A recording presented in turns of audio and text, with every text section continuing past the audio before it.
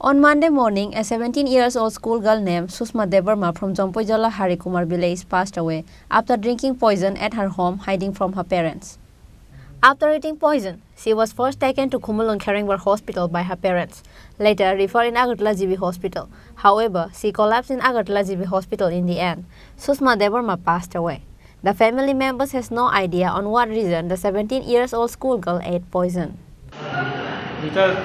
কিভাবে সে যেটা পাওয়া যায় না স্যার আর আমরা জানি সকালে এক ঘুম ধরে হঠাৎ করে তার বমি কথা আছে সে সময় আমি লগে লগে ডক্টর লয় আনছি লয় আনছি বলে তাও বিষ খাইছে বলে পয়সা না আমার কয় না আমি প্রথমবার 100 বার জিজ্ঞাসা করি কোন হাসপাতাল নিয়েছেন প্রথমে?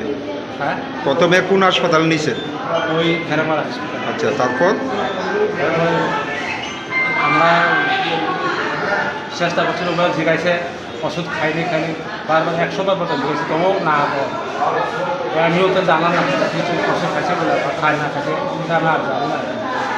জীবিতে আনার পর মৃত্যু হয়েছে কোন সময়?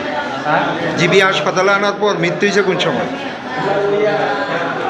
এই জায়গাতে আনার পর মৃত্যু হয়েছে কোন সময়? এখানে 9টার দিকে শুনুন আপনার আরও রেফার বিষ খাওয়ার কারণটা কি এবার আপনারা জানেননি? বিষ খাওয়ার কারণটা আমি কিচ্ছুই জানি না। কারোর সঙ্গে ঝগড়া বিবাদ আসিল? নামটা কি?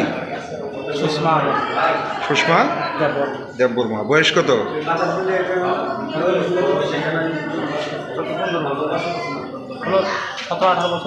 বাড়িটা কোন জায়গা?